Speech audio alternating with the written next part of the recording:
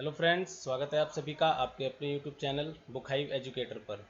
तो आज हम लोग 10 अगस्त के करंट अफेयर के बारे में डिस्कशन करने वाले हैं इस वीडियो के अंदर में। तो चलिए फिर से शुरू करते हैं। तो इसमें जो पहला प्रश्न है वो है कि रक्षा मंत्रालय ने आत्मनिर्भर भारत अभियान के तहत कितने रक्षा उपकरण की सूची तैयार की है जिन पर रोक लगाई जाएगी। तो इसका सही उत्तर है 101 रक्षा उपकरण। तो रक्षा मंत्री राजनाथ सिंह ने घोषणा की है कि हमने आत्मनिर्भर भारत अभियान के तहत 101 रक्षा उपकरण की सूची तैयार की है जिन पर रोक लगाई जाएगी। इस सूची में सामान्य पार्ट्स के साथ कुछ हाई टेक्नोलॉजी वेपन सिस्टम भी शामिल हैं। तो चलते हैं अगले प्रश्न पर। तो जो अगला प्रश्न है वो है कि इंटरनेशनल डेटा कॉरपोरेशन के मुताबिक फीचर फ़ोन के मार्केट शेयर में कौन सी कंपनी पहले स्थान पर रही है। तो इसका सही उत्तर है बी, सैमसंग। तो इंटरनेशनल डेटा कॉरपोरेशन के मुताबिक फीचर फ़ोन के मार्केट शेयर में सैमसंग कंपनी पहले स्थान पर रही है। चीनी कंपनी शाओमी और वीवो को पीछे छोड़कर फीचर फ़ोन सेगमेंट के मार्केट में 24.0% की हिस्सेदारी के साथ पहले स्थान पर रही है।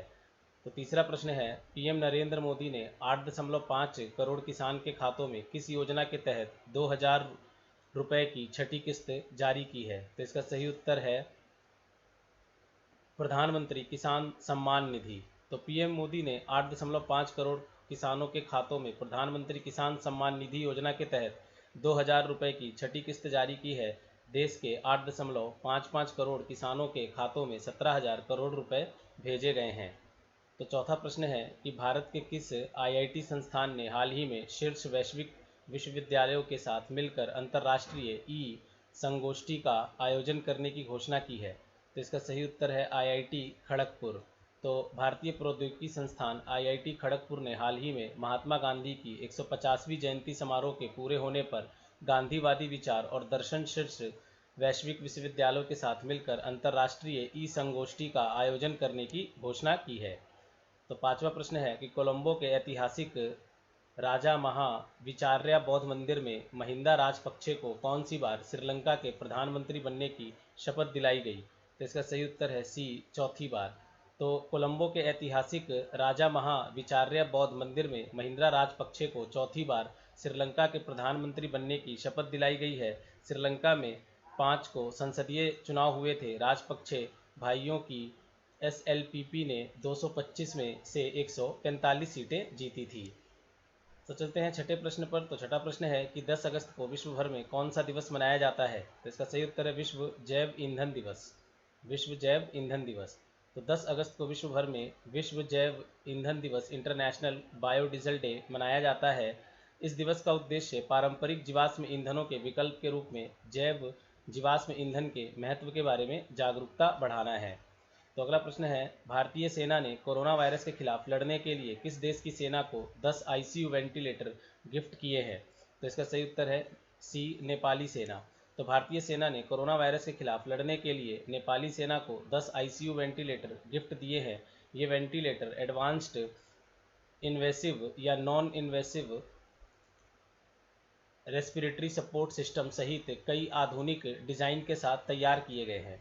तो आठवां प्रश्न है, बीसीसीआई ने किस क्रिकेट टीम का भारत दौरा वर्ष 2021 तक की शुरुआत तक के लिए स्थगित कर दिया है। तो इसका सही उत्तर है इंग्लैंड क्रिकेट टीम।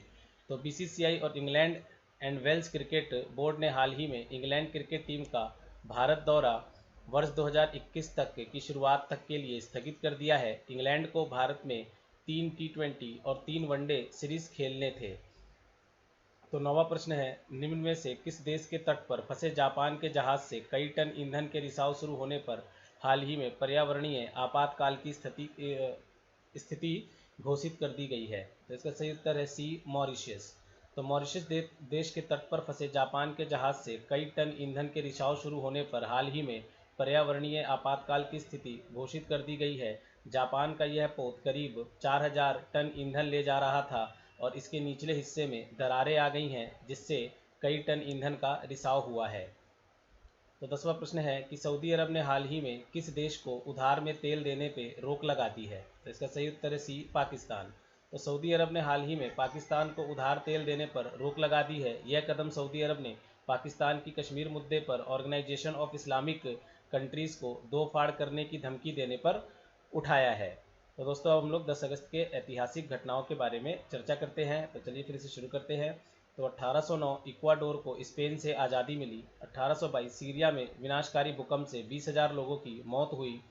1831 कैरिबियाई द्वीप समूह बारबाडोस में चक्रवाती तूफान से 1,500 लोगों की मौत हुई। 1894 वीवी गिरी का जन्म, वह देश के चौथे राष्ट्रपति बने। 1966 अमेरिका ने अंतरिक्ष में रॉकेट उतारने के लिए उपयुक्त स्थान का चित्र लेने पहला अंतरिक्ष यान भेजा। आज ही के 1662 आज ही के दिन बच्चों के चहीते